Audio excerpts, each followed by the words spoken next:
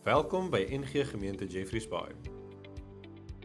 Ons glo dat God ons golwe van liefde en lig vir 'n wêreld in nood maak.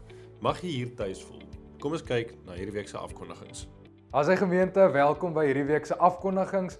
Ons kop af amper met ons 40 dae reeks en ons vra regtig dat julle na afloop van die dienste by die kompleks by die Gama of by Paradysstrand asseblief die vorms vir ons sal invul.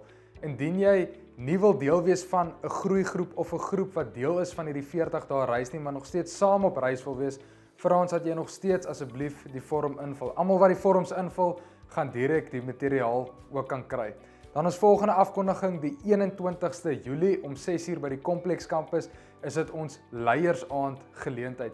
As jy 'n mentor is by Koningskiet of by Jonk, of jy is iewers 'n leier, maak nie saak in watter aspek in hierdie gemeente nie, ons vra regtig dat jy ons sal join, daar 6uur, die 21ste Julie by die Kompleks kampus. Dan die 22ste om 6uur by die Gama is dit ons groeigroep leiersgeleentheid.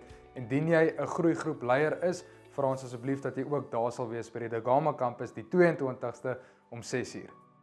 In gemeente die 23ste Julie, 10uur by die Gama kampus is dit ons senior bediening geleentheid.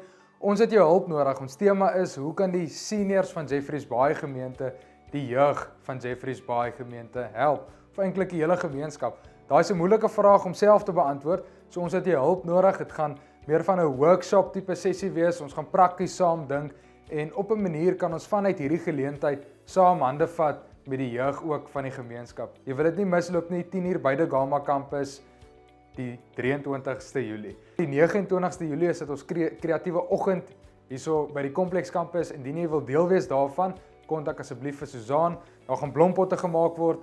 Asseblief bespreek jou plek. Dit is vir die 29ste Julie die oggend. Gemeente, mag julle ook dan vanoggend se erediens ook baie geniet. Cheers.